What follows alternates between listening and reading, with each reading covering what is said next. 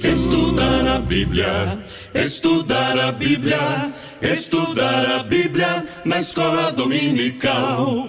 Estudar a Bíblia, estudar a Bíblia, estudar. Queridos e amados irmãos, caros professores da Escola Dominical, é com muita alegria que eu os saúdo com a paz do Senhor. Estamos aqui para mais uma vez juntos estudarmos mais uma lição da nossa revista da Sala dos Juvenis, revista esta que tem como tema geral Conselhos Sociais e Espirituais dos Profetas Menores. Nesta ocasião, estudaremos a lição de número 7, lição que tem o seguinte tema: Miqueias, a misericórdia de Deus. Os objetivos que a nossa casa publicadora vai tanger para que nós possamos tecer em sala de aula são os seguintes: associar o julgamento como exercício de amor, especificar que Deus quer obediência antes do sacrifício e valorizar o perdão e a compaixão do Senhor. Vejam os irmãos que nas aulas passadas, tratando de Oséias e tratando também do profeta Joel, nós mencionamos a questão de que Deus de fato associa o julgamento como exercício de amor. Deus nos julga, Deus traz juízo para que de fato ele demonstre amor. Assim como um pai se compadece de um filho, Deus se compadece de nós. O nosso Deus é um Deus fiel, misericordioso, é longo em benignidade. É um Deus que de fato exerce o juízo para conosco, para nos restaurar. Deus ele não executa o seu juízo sem que haja algum propósito final para isso. De maneira que ele executa o seu juízo para que ele nos traga a disciplina, a restauração, a conversão genuína. O juízo gera em nós o fator que nos converte de volta aos caminhos do Senhor. Especificar que Deus quer obediência antes do sacrifício também foi um tema que tratamos nas aulas passadas, mencionando, por exemplo, o livro de Oséias, onde nós dissemos ali que Deus, ele antes de receber a oferta, recebe o ofertante. Nós temos a exemplo disso, Jacó e Esaú. Nesse sentido, nós podemos ver que Deus requer de nós santidade, Deus requer de nós retidão. E antes da liturgia, antes dos costumes, dos rituais, Deus quer de nós uma prática, uma conduta verdadeira. Se há algo que agrada a Deus, é um coração de fato que o adore, que o sirva com sinceridade e que não simplesmente caiba aos segmentos, aos rituais, à liturgia somente, às práticas que são descritas para serem feitas, mas que um coração, uma conduta que não é concernente a estes rituais, a essa liturgia e a palavra do Senhor. O nosso texto áureo está baseado no livro de Hebreus, capítulo de número 8, versículo de número 12, e nos diz assim: porque serei misericordioso para com as suas iniquidades e de seus pecados e de suas prevaricações não me lembrarei mais. Vejam os irmãos que nós temos um texto muito conhecido que também pode somar a esse texto áureo e nos dar uma ideia do nosso Deus e da sua infinita misericórdia. Leiamos, portanto, Lamentações, capítulo de número 3, o versículo de número 22 e 23, que nos diz assim: as misericórdias do Senhor são a causa de não sermos consumidos, porque as suas misericórdias não têm fim. Novas são a cada manhã. Grande é a tua fidelidade. Nós podemos entender a partir disto, meus irmãos, que nós não somos consumidos de fato, nós não caímos em juízo de Deus a todo instante, porque Ele, antes de executar juízo, traz a nós a sua misericórdia que se renova a cada manhã. É como se ao abrir dos olhos todos os dias, Deus nos desse mais uma oportunidade de nos convertermos, mais uma oportunidade de mudarmos a nossa trajetória, mais uma oportunidade de deixarmos os nossos erros. A cada manhã, Deus nos dá mais uma oportunidade de vida, mas que deve ser vivida na presença dele. A nossa introdução nos diz assim: mesmo depois de saírem do Egito, os judeus ainda se submetiam aos jugos da escravidão. O apóstolo Pedro nos diz que somos escravos de tudo que nos domina, e Israel estava dominado, não por povos opressores, mas pela ganância e pela idolatria. Estava fascinado pelo que os deuses pagãos ofereciam em troca de sua idolatria. Descobriremos hoje que o Senhor observa todos os passos dos seus filhos, até aqueles que acreditamos estar ocultos. No tempo oportuno, Deus trará à luz todas as coisas e as julgará com justiça e misericórdia. Leiamos, meus irmãos, o texto para fazer um complemento desta introdução de 1 Coríntios, capítulo de número 6, versículo de número 12, que nos diz assim: Todas as coisas me são lícitas, mas nem tudo me convém. Todas as coisas me são lícitas, mas eu não me deixarei dominar por nenhuma.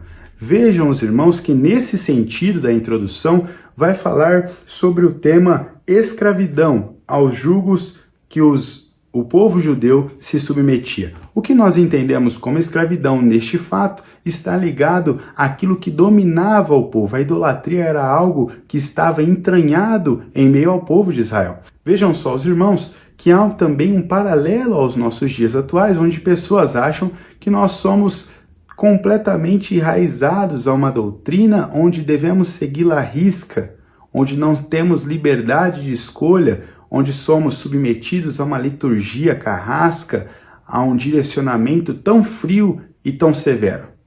Mas não é isso que ocorre. Esse texto nos vai dizer que somos livres, que nós somos livres para fazer tudo o que bem entendermos, mas nem tudo convém fazermos. E isso sim é liberdade. É a escolha que temos em tomar a decisão correta. É a escolha que tomamos, que executamos, que fazemos em seguir ao caminho da palavra de Deus. Isso sim é liberdade. A liberdade que Jesus nos dá. Não a escravidão de viver somente como o mundo vive e acha que é livre, pois não tem outra escolha. Liberdade não é fazer algo porque não se tem outras opções. É escolher fazer uma coisa por um propósito. E nós escolhemos servir ao nosso Senhor Deus, servi-lo de maneira fiel, andar em retidão e estar no centro da vontade dele, pois almejamos um dia estar com ele no céu. Este é o nosso propósito. Adentrando, portanto, o tópico de número 1, falaremos um pouco do contexto histórico ao qual Miqueias estava inserido. Vejam só, os irmãos, que Miqueias, o significado de seu nome, significa quem é o Senhor. Uma indagação que certamente vai nos trazer à mente diversos textos, principalmente no livro de Isaías, onde o Senhor se revela, o Deus que conhece o fim de todas as coisas antes do início delas. O nosso Deus é um Deus que sabe de todas as coisas, tudo está perante os seus olhos e ele tem todo o poder. Um Deus que é dotado de diversos atributos e que neste livro veremos o tamanho da sua misericórdia, do seu amor, da sua graça, que prometera trazer juízo a um povo, mas a fim de restaurá-lo. O tema central, a mensagem central que Miqueias traz ao povo de Israel, uma vez que Miqueias não prega somente a uma das nações, Miqueias prega tanto ao reino do norte quanto ao reino do sul, prega para Israel e Judá, em Jerusalém e Samaria, que eram as capitais. Miqueias, ele leva ao povo uma mensagem de misericórdia, leva ao povo uma conversão aos seus maus caminhos. Povo este que estava enraizado no mal, como eu já disse, de idolatria, no mal de prostituição espiritual. Prostituição espiritual está ligado ao ato de deixar o Senhor e adorar aos outros deuses pagãos. É o ato da infidelidade para com a fé. É o ato de prostituir-se a fim de adorar outros deuses e buscar com isso artifícios, buscar com isso recompensas que esses deuses pagãos prometiam dar a quem lhes servissem. Nós vimos nesse contexto também que o povo estava totalmente ligado a uma divergência entre as suas condutas, as suas vidas e as suas práticas litúrgicas. Eles sacrificavam ao Senhor cada dia mais e mais, mas a sua conduta era totalmente errônea, uma conduta falha, uma conduta que desviava-se completamente dos mandamentos de Deus. Nós vimos que a infidelidade, a distância da santidade, estava muito plausível. Este povo estava distante do Senhor, de modo que as suas práticas não condiziam em nada com a liturgia com que eles praticavam.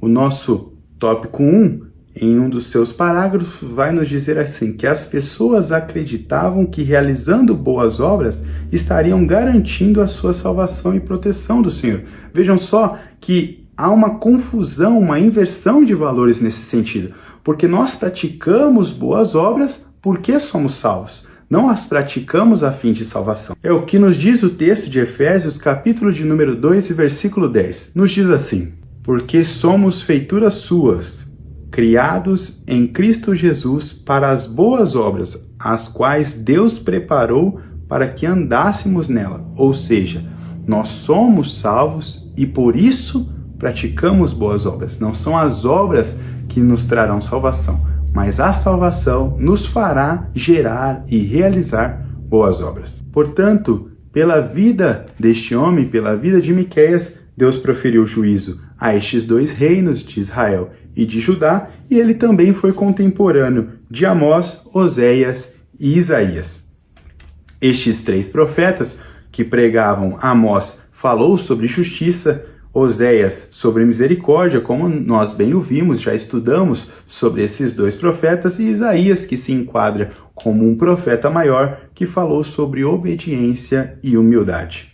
Para resumirmos esse tópico de número 1, nós podemos entender que a idolatria, o mal que adornava este povo, é um mal onde há uma troca daquilo que se tem como mais genuíno, servir ao Senhor. O povo persistia em praticar a liturgia que Deus lhe ordenara, prosseguiam em sacrificar ao Senhor, mas a sua conduta era totalmente divergente à palavra de Deus. A sua conduta era totalmente infiel para com o que Deus havia lhes pedido. E nesse sentido, nós podemos entender que Deus não requer de nós somente prioridade, mas Ele requer de nós exclusividade. Deus não requer de nós simplesmente que o coloquemos como primeira coisa em nossa vida, mas que Ele seja o nosso único Deus. Além de colocá-lo como a primazia, Ele deve ser o nosso único Deus. A idolatria não está ligada somente ao ato de adorar aos outros deuses. A idolatria está ligada a tudo aquilo que toma o lugar de Deus em sua vida.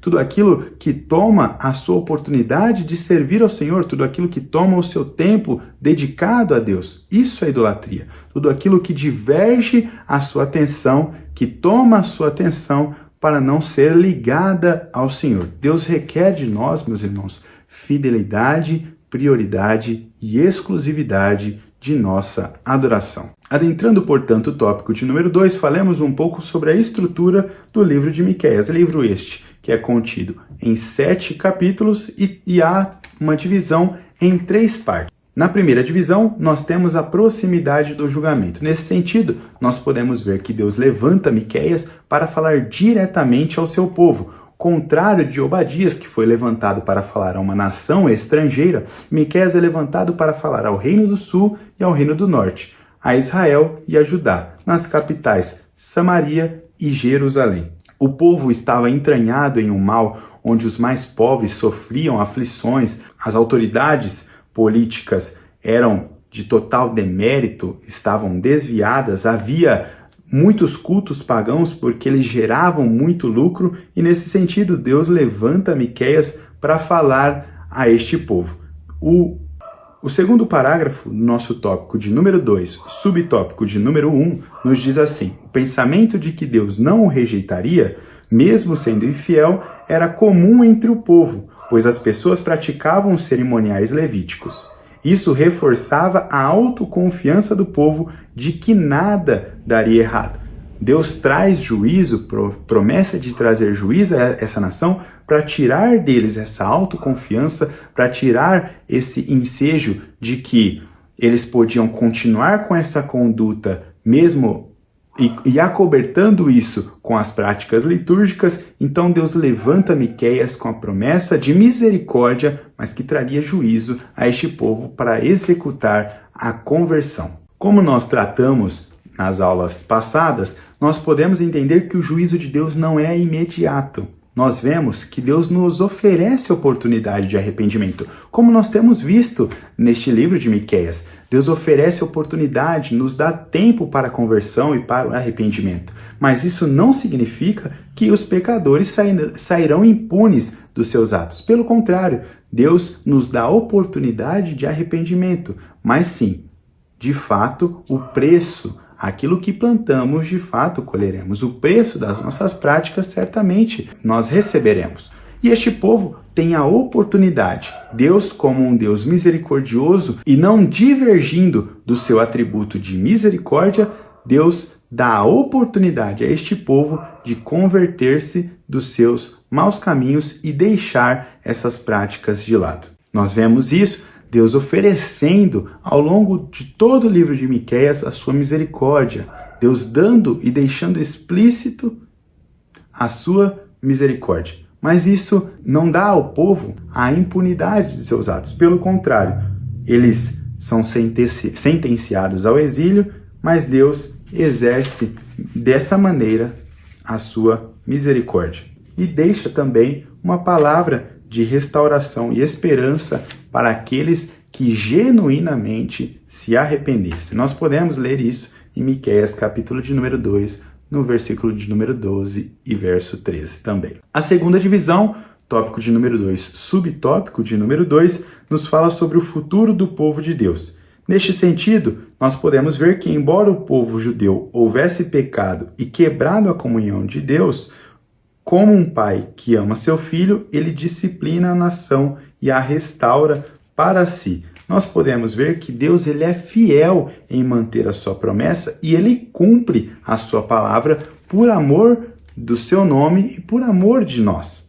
Deuteronômio, capítulo de número 4, versículo de número 31, nos diz assim: Porquanto o Senhor teu Deus é Deus misericordioso, e não te desamparará, nem te destruirá, nem se esquecerá do concerto que jurou aos teus pais. Ou seja, Deus é misericordioso, não nos desampara, não nos destrói, mas lembra do concerto que nos fez. Ele lembra da promessa que nos fez. Então, por amor do seu nome, Deus não quebra a aliança com este povo, pois Deus, ele prefere resgatá-los, restaurá-los, trazê-lo para perto de ti novamente.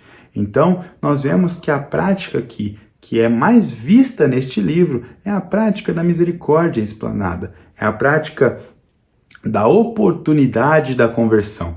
Deus não executa o seu juízo de maneira imediata, mas também não livra o povo, não deixa-os impune, não livra o povo daquilo que eles haviam praticado. Mas Deus faz uma promessa de restauração a quem de fato, genuinamente, se convertesse e se arrependesse daquele caminho mau. O subtópico de número 3, a nossa terceira e última divisão da estrutura do livro de Miqueias, vai nos falar sobre a contestação de Deus com o seu povo. O povo rejeitou o Senhor para fazer aliança com outros deuses. Assim, Deus contesta essa atitude, rememorando a saída do povo judeu do Egito e a remissão do tempo da escravidão para que se lembrassem da sua justiça.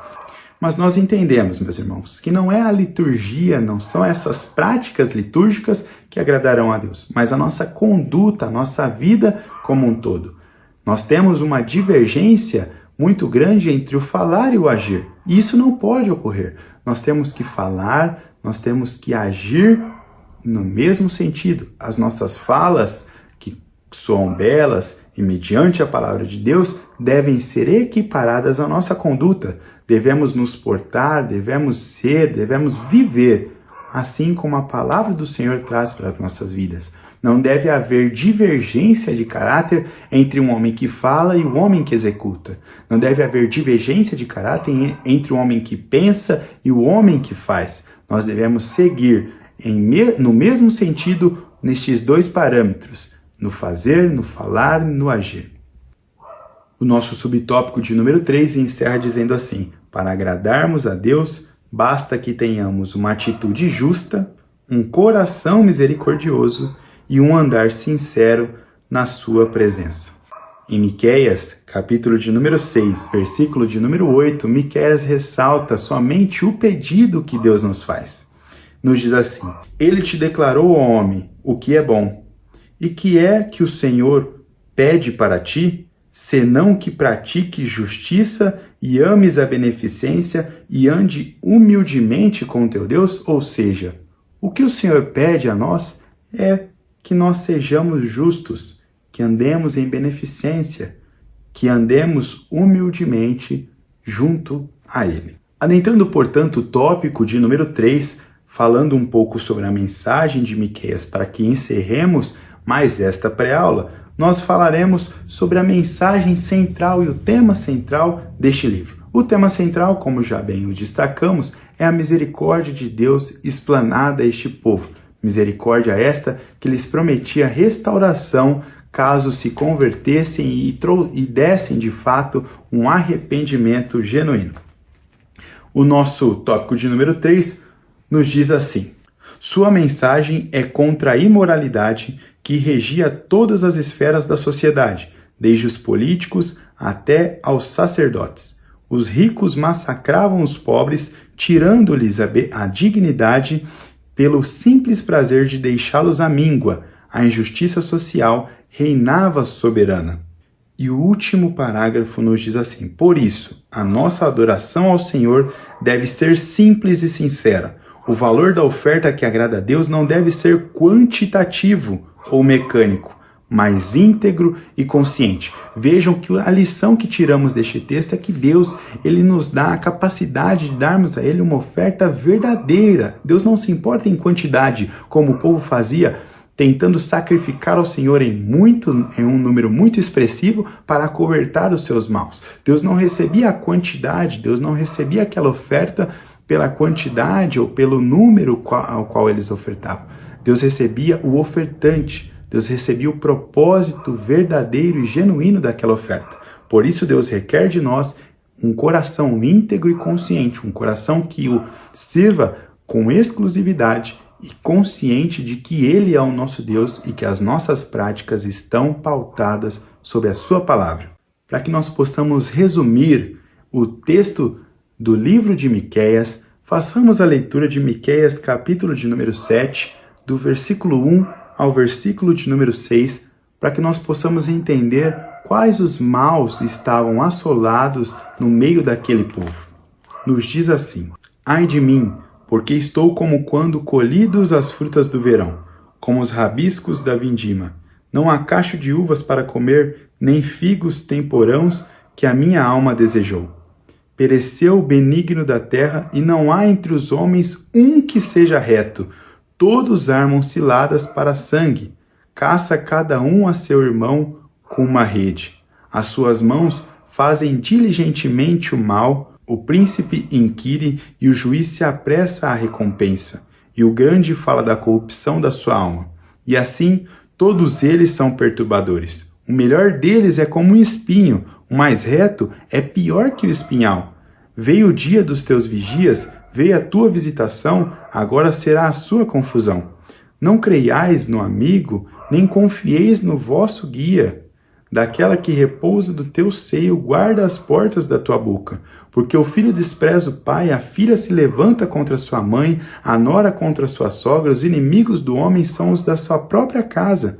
Até o versículo de número 6, nós vemos os maus que assolavam este povo, maus estes ligados à total idolatria, maus estes ligados à total desconfiança, homens que tentavam passar sobre os outros, homens que não confiavam nos outros, homens que tinham prazer em ver o mal do seu próximo. Nós vemos aqui lares destruídos onde mães não confiam nos filhos, filhos não confiam nos pais, noras não confiam em suas sogras e sogros. Nós vemos aqui que havia uma devastação da moralidade em meio a este povo.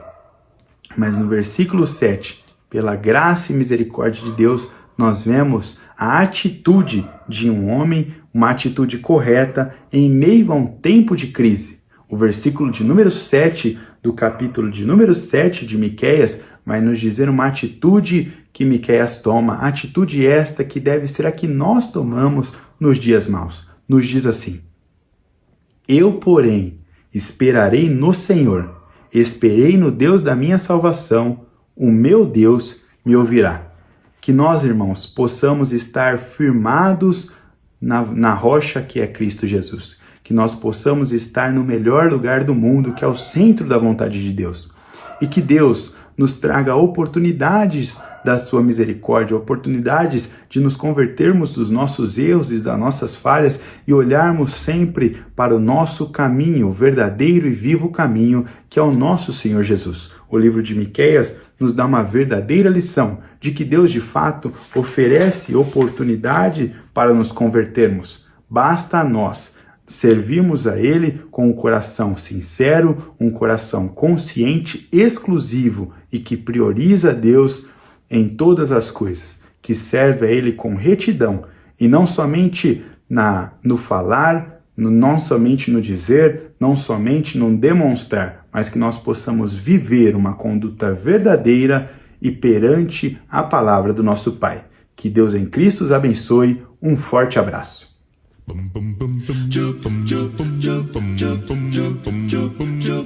Estudar a Bíblia, estudar a Bíblia, estudar a Bíblia na escola dominical.